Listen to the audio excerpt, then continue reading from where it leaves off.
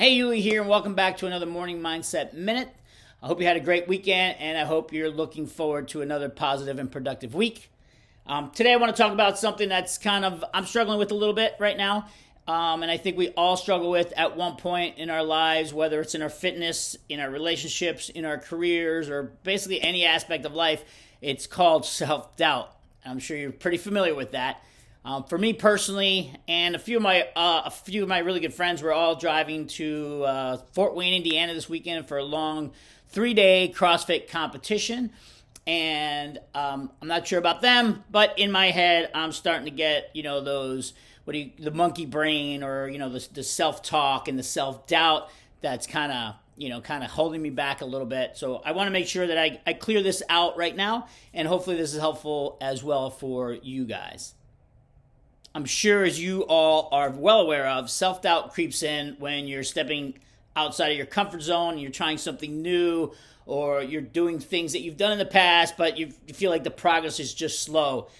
Self-doubt is just your brain's way of protecting you. It's your brain's way of dealing with failure, or the possibility of failure or uncertainty.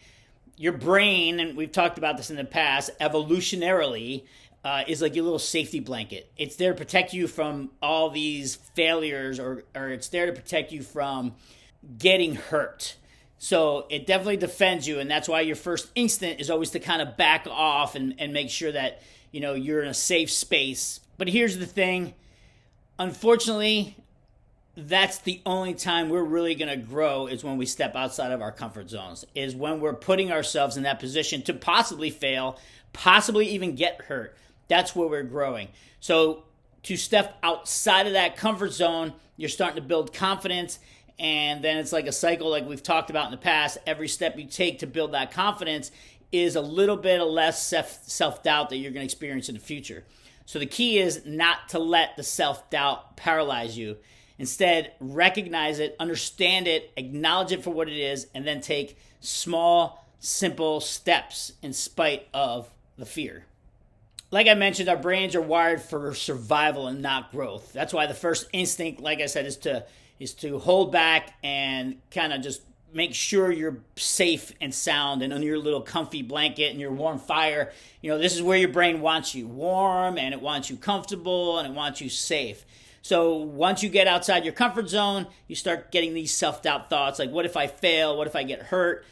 So what we need to do is reframe those thoughts and understand that these thoughts are not based on fact. They're based on fear, and it's a defense mechanism. So they're not facts. They're just fears, and we need to learn how to get past them. So I just want to give you 3 quick steps on how to kind of push through that self-doubt. First step would be to acknowledge that it is self-doubt. Recognize when you're starting to get those thoughts in your head. Don't ignore them. Don't say, oh, they're just blah, blah, blah. Make sure that you acknowledge them, and make sure you understand that they are there. Don't dwell on them. Just acknowledge that they are there. The second step is to reframe those thoughts from I can't do it, or I'm going to get hurt, to a more productive, more positive, solution-based reframe, more problem-solving. So instead of I can't do this, or I can't afford this, or I can't, get more into the how can I? What do I need to do this? How do I get to that next level? What steps can I take in order to become that? And third is obviously just take those steps. Take the small, consistent steps. Every step forward, like we've talked in the past, is going to build that confidence, is going to help you get to that next level. Baby steps is how you get past that self-doubt. Taking small steps, trusting your training, trusting that you've done well in the past. You've made it to this point. You've made it. You're here. So you have to give yourself some credit for that. You have to not convince your brain, but you have to let your brain know that, hey, I've gotten to this point, and I'm here, and I'm safe, so I know that I can do this. So confidence doesn't come from just waiting for the perfect moment. It comes from taking those small steps until you feel certain. And unfortunately, you might not ever feel certain, but every step forward gets you closer to that certainty. So just remember, and I need to remind myself of this too, that self-doubt is just your mind's way of trying to protect you. but you don't have to let it control you. Growth happens outside of that comfort zone. It's when you push yourself to that limit. It's when you engage that fear, when you engage that uncertainty, and you start taking those baby steps to get you to that next level. That's where the growth happens. So next time doubt creeps in and you start doubting yourself, start taking those steps to acknowledge it, reframe it, and then the baby steps, the consistent action to get you there.